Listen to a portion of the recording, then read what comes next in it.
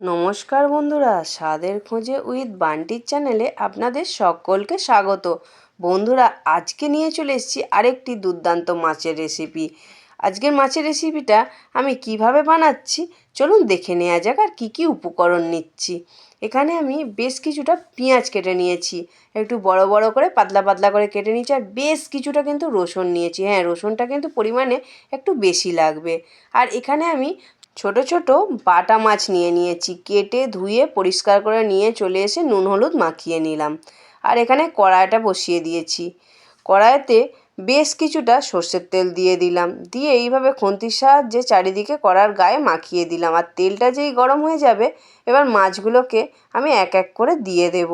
হ্যাঁ বন্ধুরা, এই সময় কিন্তু এরম ছোট ছোট বাটা মাছ পাওয়া যায়, আর এরকম বাটা মাছ খেতে কিন্তু খুব সুন্দর লাগে, ভাজা তো অপূর্ব লাগে। আর আমি আজকে যেভাবে ঝালের রেসিপিটা দেখাবো সেইভাবে বানাবেন, অপূর্ব লাগে খেতে।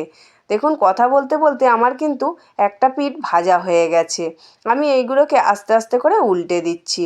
আর যেসব নতুন বন্ধুরা ইউটিউব থেকে স্বাদের খোঁজে উইথ বান্টির চ্যানেলটি দেখছেন, বন্ধুরা রেসিপিগুলো যদি ভালো লেগে থাকে অবশ্যই একটা লাইক করে চ্যানেলটাকে সাবস্ক্রাইব করে দেবেন।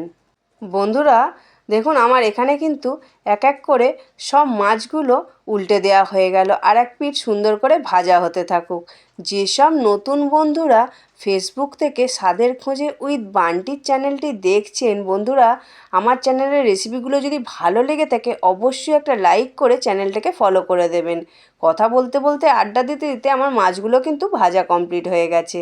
আর যে মাছ ভাজার তেলটা ছিল ওতে আরও বেশ কিছুটা সর্ষের তেল দিয়ে দিলাম, দিয়ে তেলটা গরম হতে যে থেঁতো করে রেখেছিলাম রসুনটা দিয়ে দিলাম। দিয়ে রসুনটা একটু ভাজা ভাজা হবে, একটু গন্ধ ছাড়বে সুন্দর, তখন আমি পেঁয়াজ কুচিটা দিয়ে দিলাম। দিয়ে পেঁয়াজ কুচিটা সুন্দর করে ভেজে নিতে হবে। আর পেঁয়াজটা কিন্তু এরম লম্বা লম্বা করে কাটবেন, আর রসুনটা কিন্তু থেঁতো করে নিতে হবে। রসুনটা কিন্তু বাটা চলবে না, একটু থেঁতো করে নিতে হবে। হামানদিস্তাতে হোক শিলনোড়াতে হোক থেঁতো করে নেবেন। দেখুন কথা বলতে বলতে আমার কিন্তু পেঁয়াজটা অনেকটা ভাজা হয়ে গেছে, এখানে কিন্তু প্রায় ভাজা হয়েই গেছে বলতে পারেন। এবার মশলাটা কষাবো। মশলাটা কষানোর জন্য আমি এখানে অল্প করে জল দিয়ে দেব। দেখুন এখানে আমি অল্প করে জল দিয়ে দিলাম। এবার এক এক করে মশলা দিয়ে দেবো। দিয়ে দিলাম নুন, পরিমাণ মতো নুন দিয়ে দিতে হবে। তারপর দিয়ে দিলাম হলুদ গুঁড়ো, আর তারপর দিয়ে দিলাম লঙ্কা গুঁড়ো, দিয়ে মশলাটাকে ভালো করে কষাবো। এইভাবে সুন্দর করে যত কষাবেন তত কিন্তু খেতে সুন্দর হবে ঝালটা। আর এই ঝালটা ছোটো মাছ দিয়েই কিন্তু খুব ভালো লাগে খেতে।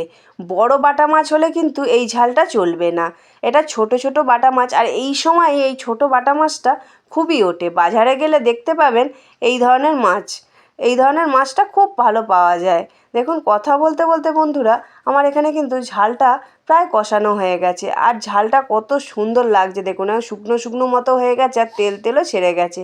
এবার আমি অল্প করে জল দেবো, বেশি কিন্তু জল দেব না, একদম গায়ে গায়ে জল দেব। বেশি জল দিলে পেঁয়াজটা টকটক হয়ে যাবে, যত সিদ্ধ হবে তত টকটক হয়ে যাবে।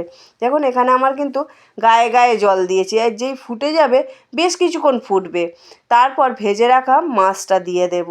সব মাছগুলো দিয়ে দিলাম। দিয়ে আমি অন্য সময় বলি অন্য রেসিপিতে মাছ বেশি ফোটাবেন না, কিন্তু এই মাছগুলো এত সুন্দর লাল লাল করে মচমচে করে ভেজেছি যার জন্য বলছি ঝালটা একটু আগে দিয়ে দেবেন মাছটা, মাছটা যাতে সিদ্ধ হয় আর ঝালটা মাছের ভেতরে সুন্দরভাবে ঢোকে। দেখুন আমার এখানে কিন্তু কষা কষা বাটা মাছের ঝাল রেডি হয়ে গেছে। বন্ধুরা আমি এখানে একটা প্লেটে সার্ভও করে দিয়েছি।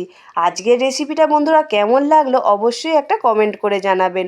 আর গরম গরম ভাতের সাথে পাতলা মুসুরির ডাল, আলু ভাতে আর মাছের ঝাল, উফ জাস্ট দারুণ লাগবে, এক কথায় দারুণ। আজ রইলো এই পর্যন্ত, আবারও দেখা হবে অন্য কোনো দিন অন্য স্বাদের রেসিপি নিয়ে।